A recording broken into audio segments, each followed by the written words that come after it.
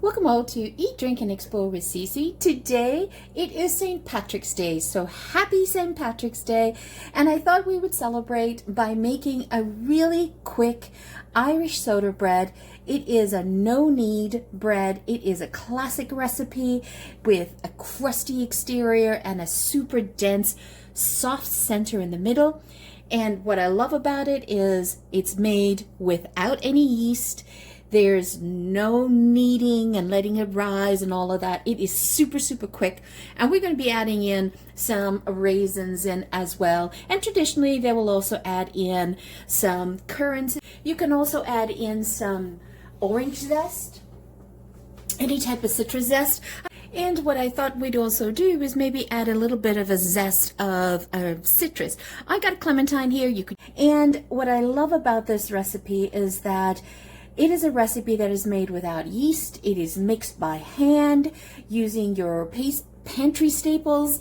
Now, what's so beautifully traditional about the Irish soda bread is that in Ireland, the housewives would be making bread every day.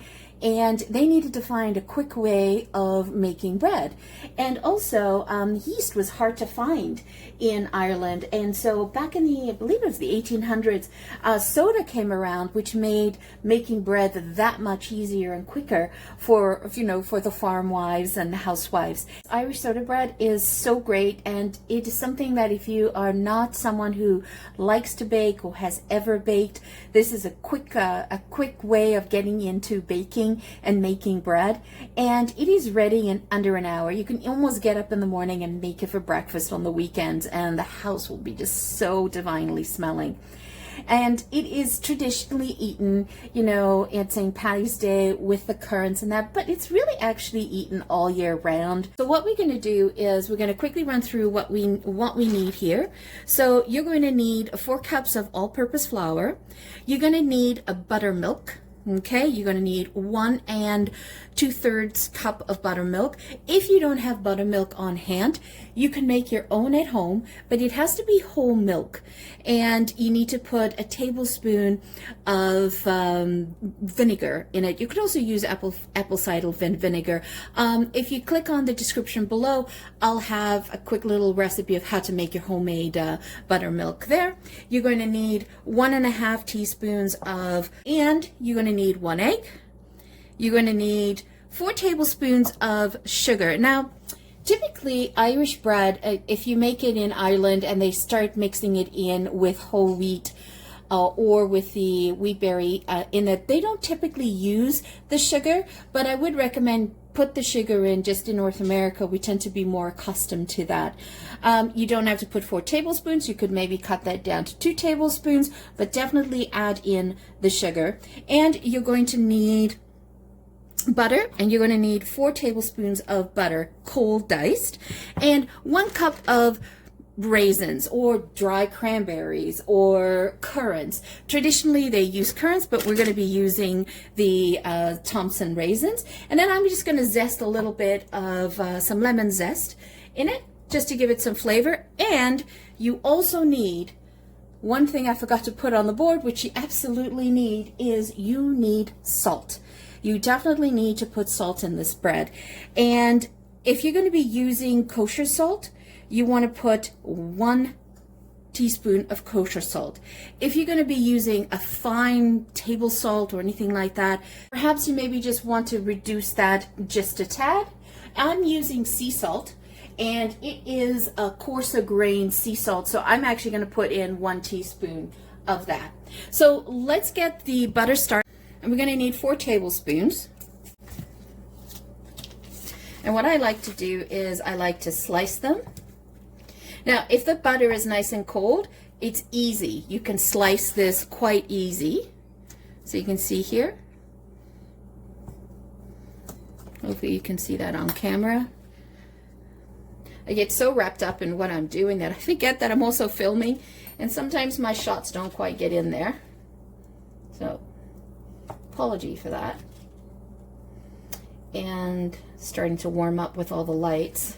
Let's get that into the fridge as soon as possible. So I kind of just do that. And then, oops, I cut it in half again, and let's pop that in. Get that nice and cold. Okay, so that's basically what you're looking for. Okay, so before we actually get started, forgot to mention, you have to preheat your oven to 425. The oven has to be nice and hot before putting it in. So first things first, actually, I should just get the buttermilk going. So we need 1 2/3 cup. There we go. Get that in the fridge. And then you want to take your egg and whisk it together. Some people like to mix the egg directly in the milk. I do like to do it in a separate bowl because this way I can check that the egg is okay and I can just whisk it up. The most important is making sure that your eggs are fresh before you mix it in with milk so you don't ruin your milk. And a soda bread, it's super important that you make it with buttermilk. And again, if you don't have buttermilk handy, you definitely want to make sure that you acidify your milk. It's important that you acidify your milk because you're using baking soda. And the baking soda requires something to activate it, right? And so the acidified milk, the buttermilk, is that agent to assist it. Okay? Look at that. So wonderfully thick. And we're just going to set that aside. Ideally, when you're baking, you would like to weigh your flour, your ingredients. I love to just do a quick bake and, you know, just trying to measure everything and weigh it. It just drives me insane.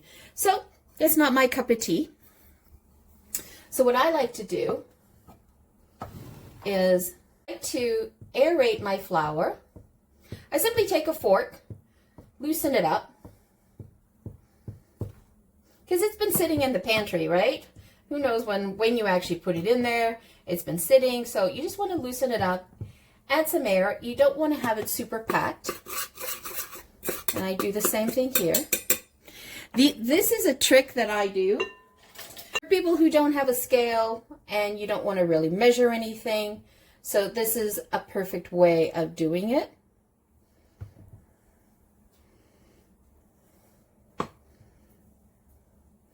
And then I just simply use a knife to measure it off. And it's not packed in here, it's light, okay? It's super important. So that's 1. Perfect. So we'll just pop this out of the way.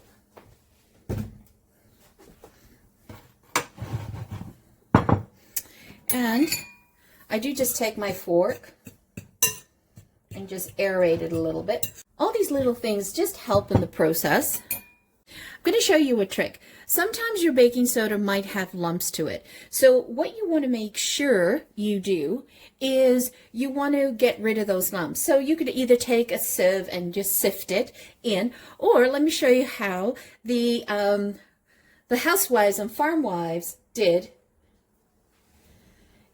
in the old days. Is they simply took it and ran it through their hands to remove the lumps. Perfect. I love that. And then we're going to add in the sugar. So you want 4 tablespoons, or you can cut that down. I'm actually going to do 3, not 4.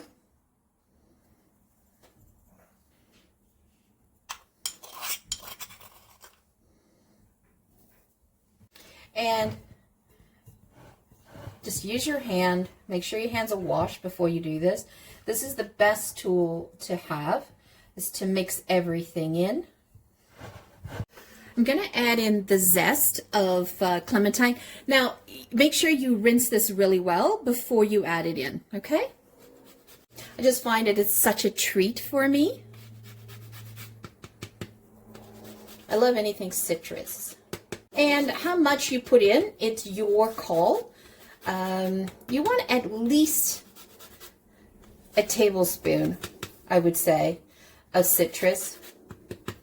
So just you can really enjoy the flavor and the aroma. Let's run it down. Okay, so now what we're going to do is we're going to add in the butter into the dough. And what we want is we want to add them in, and we're going to try to create some pea-sized bits of butter in it.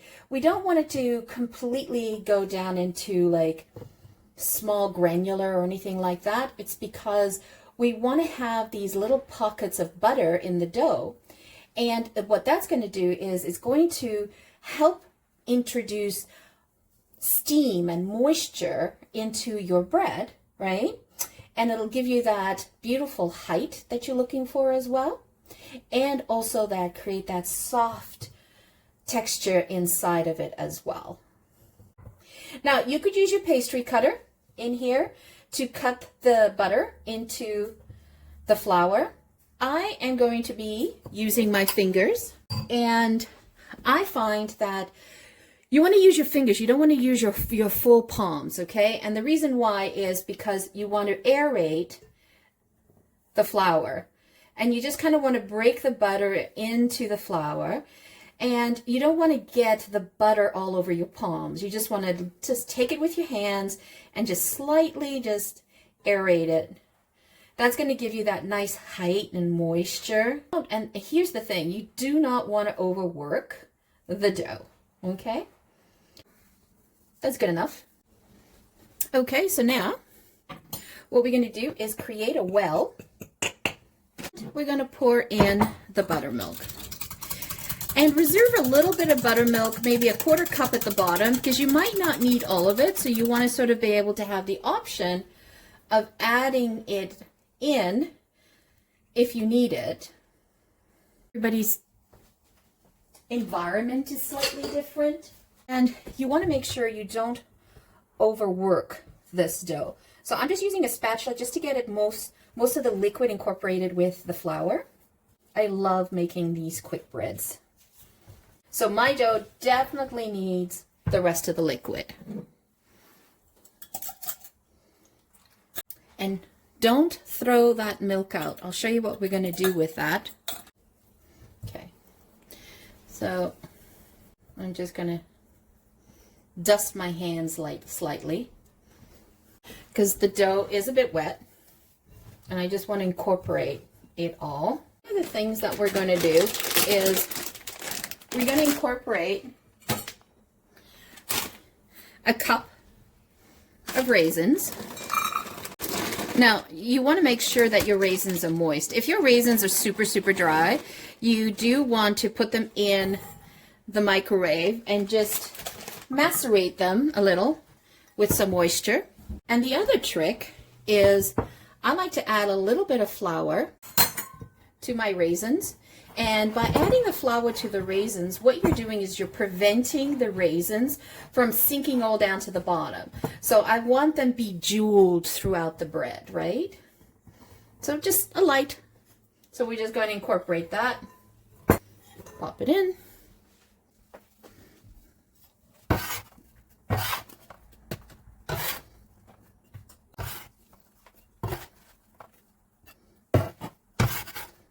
And don't worry about adding too much flour. There is no such thing as adding too much flour on the soda bread because it's a very wet dough. And then what you want to do is you just kind of just want to shape it the size that you want. And I don't know if you guys can see, look at the butter over there, right? So we want to poke that in a little bit. So that's perfect. And this is great with the amount of currants in here, or sorry, raisins that I've put in, because every piece is going to have one. Now, you can definitely put this on a cookie sheet on parchment paper and bake it off that way. But the traditional way is in a cast iron pan. Put some flour down at the bottom, and that'll prevent it from sticking. And when you put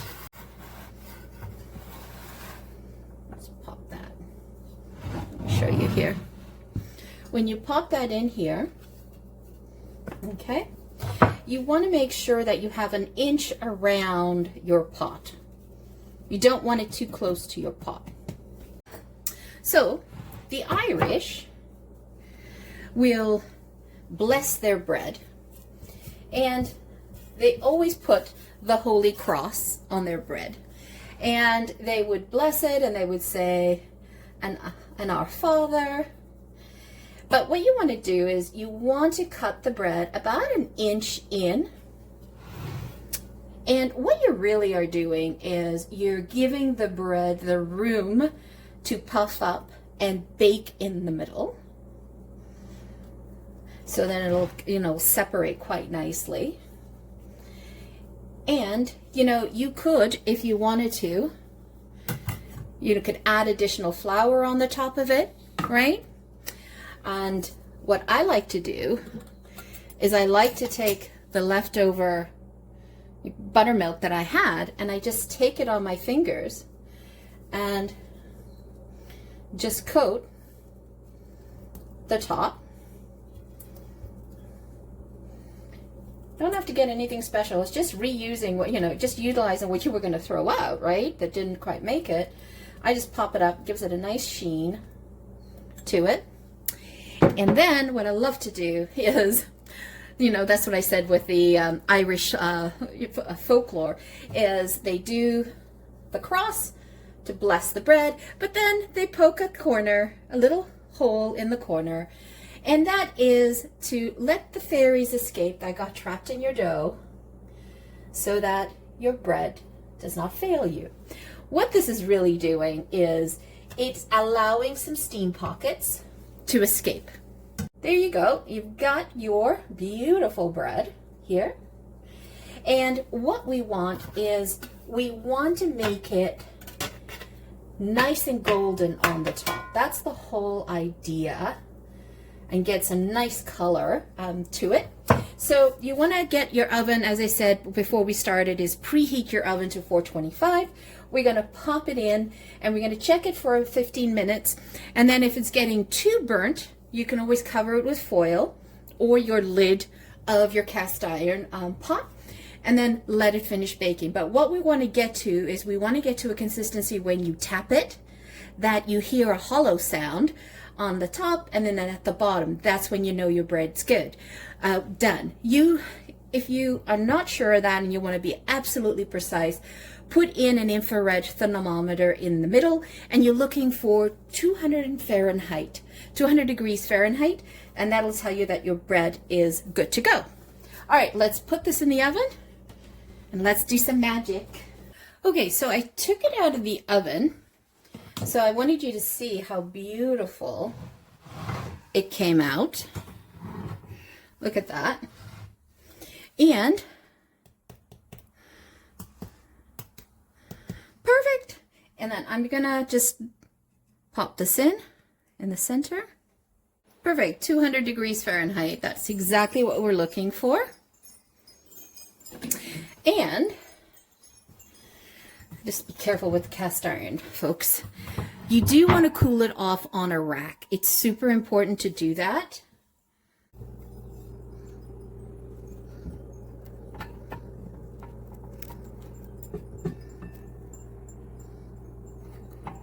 All right, so I've cooled down the bread. Let's take it off. Now let's give this a nice cut.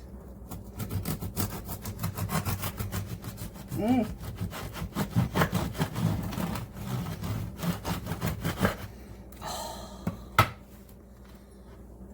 look at that. Isn't that exciting? Look at that. Oh, wow. All right. Smells so good. Oops.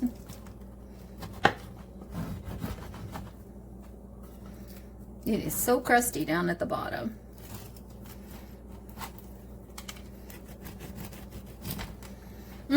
I can smell the the citrus, the clementine. So exciting. Okay, so let's give this a try. Got some beautiful some grass-fed butter.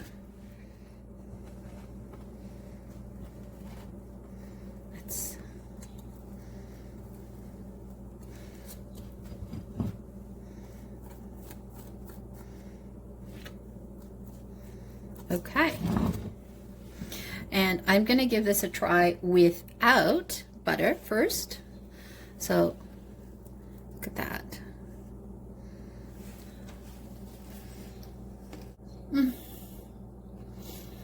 Oh, this and a beautiful cup of tea, a little bit of butter. You don't even need butter. It's so moist. So moist, and you see the speckles of the citrus clementine that I put in. Like, look at that. So beautiful, so gorgeous. What can I say, folks? I am so happy with how that turned out this time. Hope you guys do one of these as well, because it is so good. So there you have it, a beautiful Irish soda bread, and it is a quick bread, and it is so super moist, so gorgeous, and so yummy. And look how plump the raisins were. So good. So once again, thank you so much for joining me. Happy St. Paddy's Day. And if you have not yet tried this Irish soda bread and have not made it, highly recommend that you try it, because it's so quick to make and it's so tasty.